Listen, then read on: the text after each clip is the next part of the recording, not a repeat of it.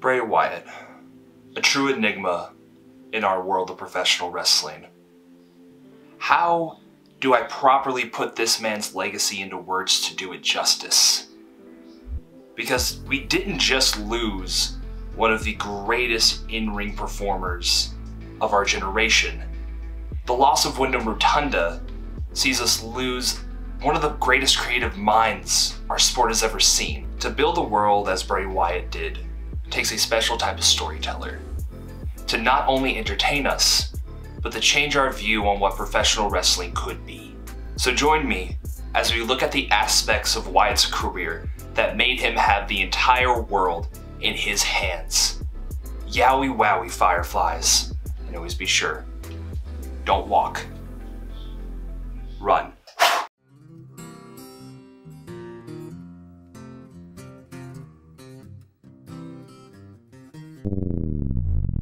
The Wyatt family first introduced us to the charismatic cult leader, Bray Wyatt. The Wyatt family was one of those factions that was must-see TV for any fan of professional wrestling. Captivating and charismatic, he spoke to those who were lost, and honestly was a pretty convincing cult leader. Along with Eric Rowan and the late great Luke Harper, this group terrorized NXT before moving to the main roster, where Wyatt decided to add in his black sheep, Braun Strowman. Bayou beatings were handed out on the main roster like Halloween candy. As someone who was born in the swamps of Louisiana, everything from their presentation to delivery of promos and in-ring performances were spot on character-wise for the culture that they were portraying. Which goes to show you, even from the beginning, Windham Rotunda had an eye for detail and storytelling unlike anyone else. The Wyatt family versus The Shield was a watershed moment for all 6 men. Wyatt's group of family members weren't only a believable group of giant monsters, they could back it up in the ring as well. And the feud that would solidify the legacy of 2 of the greatest factions in WWE history happened as the Wyatt family started a program with The Shield. The Hounds of Justice were definitely an interesting adversary for these Fireflies, but given each group's motivations, they were a match made in heaven. With all men coming up together in the WWE developmental system, it's very rare the company books 3-on-3 feuds. The chaoticness of the Wyatt family combined with the no-nonsense mercenaries known as The Shield created a lightning-in-the-bottle 6-man tag at Elimination Chamber 2014. In that moment, it truly felt like all 6 men were being earmarked for bigger things than the big dub. Nowadays in professional wrestling, your presentation is everything. No longer are we in the hard kayfabe world of the 70s and 80s. So much more goes into us believing a professional wrestler besides a catchphrase and a catchy entrance theme. Entrance, gear, vignettes, promos, they all need to be on point to captivate a modern audience. I say this with no hyperbole, Windham was a genius in this regard. On the mic, he would interweave parts of his character's psyche, even all the way back in NXT, foreshadowing the Fiend decades before the character would premiere. From his entrance music, to his rocking chair, to his lantern, the Fireflies would light up every venue. Bray was truly captivating in the way that he would bring you into every detail and every aspect of whatever character he was playing. His commitment in showing his duality and personalities when it came to the Firefly Funhouse aided fans in accepting and experiencing this new character we hadn't seen in wrestling before. He was meticulous, he was thoughtful, and he rewarded you for paying attention every single time. And you just knew if he was on screen, you would be rewarded with whatever came next. The Firefly Funhouse was so different compared to the rest of the copy and paste story building that we might see in professional wrestling. While a promo, a match, and an angle is a template that is tried and true, it is truly up to the performers to use that to their advantage to figure out how to captivate an audience. The Firefly Funhouse picked apart everything we thought we knew about professional wrestling and character building. It was almost like a backstage promo, but inside of Wyatt's own psyche. We saw everything within his career on display, whether it be the internalization of his past as Husky Harris, pictured in Huskus the Pig Boy. The different ways Ramblin' Rabbit would meet his own end gave us a clear idea on Wyatt's fears and violence. Almost something akin to Kenny from South Park. Abby the Witch was a great callback to the famed sister Abigail, who the former cult leader used to do bidding for. And Mercy the Buzzer, who was also there to pay homage to Waylon Mercy, the inspiration for the original Bray Wyatt character. And of course, how can we forget the Boss? This cavalcade of characters was in fact some good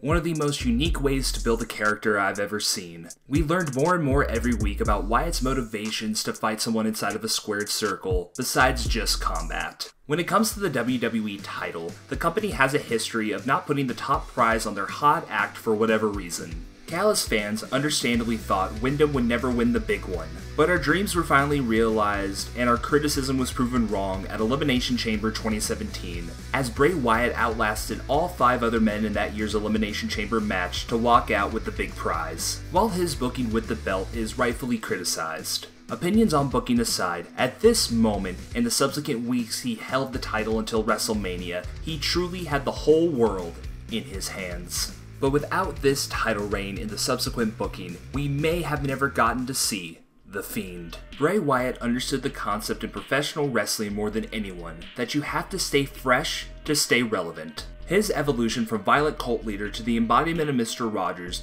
was of course jarring at first. Little did we know there was something living inside of Wyatt that would come to fruition sooner rather than later. The Fiend was a yellow-eyed demon that was shown unlike any other wrestler before. He was more akin to horror movie villains like Michael Myers and Jason Voorhees. His first entrance as the character at SummerSlam against Finn Balor had our collective jaws dropped. Johnny Gargano's reaction on the WWE Watch Along livestream says it all truly. The Fiend was terrifying, the Fiend was him. Not since The Undertaker have we seen a monster shown to be this believable. And you best believe if you're part of the cross-section of horror movie fans and wrestling fans, you definitely have some Fiend merch lying around. Sister Abigail was not only the spiritual master to the cult leader known as Bray Wyatt, Sister Abigail was also the namesake to one of the best finishers in professional wrestling. A wrestler's finisher is not only a simple narrative thread concluding a match, but tells you more about the character than a simple promo ever could. Sure, someone can see the Sister Abigail as a simple version of a Crossroads or maybe a Blade Runner, but Windham's variation on the move just felt different. He would look directly into the crowd, wild hair strung upon his face. He felt like a madman carrying out a violent message to everyone who would dare go against his family. Not to also mention the forehead kiss before delivering the move was the cherry on top of the cake as he drove his opponent's face into the mat. It was meant to be as mentally hard-hitting as it was physically. You could argue that the wrestler makes the move, not the move making the wrestler, and this was truly one of a kind. The Undertaker, in every sense of the word, is a forefather to the character Bray Wyatt was portraying at the time. While his feud with the Dead Man at WrestleMania 31 left much to be desired, Rotunda earned something at that Showcase of the Immortals that is hard to replicate, and that is the respect of a legend. To many casual fans and those who fell off around the 90s and 2000s, Undertaker was this unkillable monster that we all thought was literally dead. Since his retirement and no longer being shackled by kayfabe, more information has come out about the man behind the hat. Scary Terry here actually had immense respect for Windham and what he was trying to build in WWE, even reportedly going backstage after WrestleMania 31 telling Vince that he better take care of the guy. Respect is a hard thing to come across in this world, especially in the world of professional wrestling and sports entertainment, and after seeing everyone's reactions to his untimely passing, respect is something Windham had in spades. Respect also comes within family. Being that these men and women are performers that travel over 300 days a year, wrestlers tend to build familial bonds with those that they are in factions or travel with. And this was clearly true with the real-life Wyatt family of Eric Rowan, Braun Strowman, and of course the late great Brody Lee and Bray Wyatt. Sadly though, we had to learn about this familial bond after the passing of 2 of its members. If seeing Strowman and Rowan embrace each other at the top of the ramp, as Bray Wyatt's empty rocking chair sit there with a spotlight upon it, doesn't bring a tear to your eye, Windham's post on the late John Hubert's passing will definitely start the waterworks. In the caption, Wyatt mourns the fact that they won't be able to tour high school gymnasiums in their 70s as the Wyatt family. Many might wonder why a performer would want this seemingly demotion within their career, but for all men involved, the payday and the audience didn't matter, as long as they had each other. Personally, I hope that Mr. Brody Lee and Bray Wyatt are tearing up Heaven's Tag Division right now. Rest in peace to the late great Mr. Brody Lee,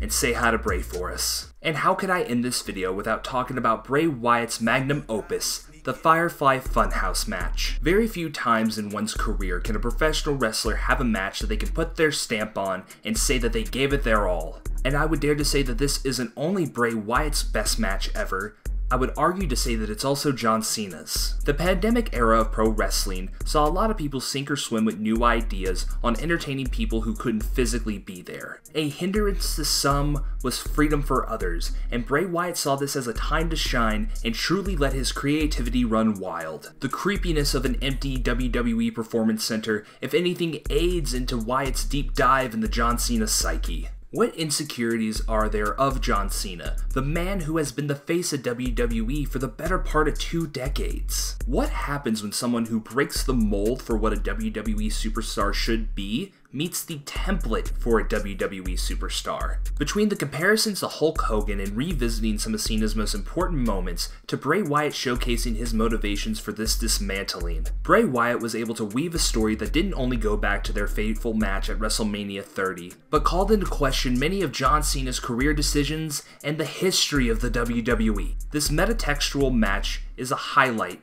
in a one-of-a-kind match for a one-of-a-kind performer. The Firefly Funhouse match is what you should think of when you think of Bray Wyatt's long-lasting legacy, and just how special Windham Rotunda truly was as a creative force in our small world of professional wrestling.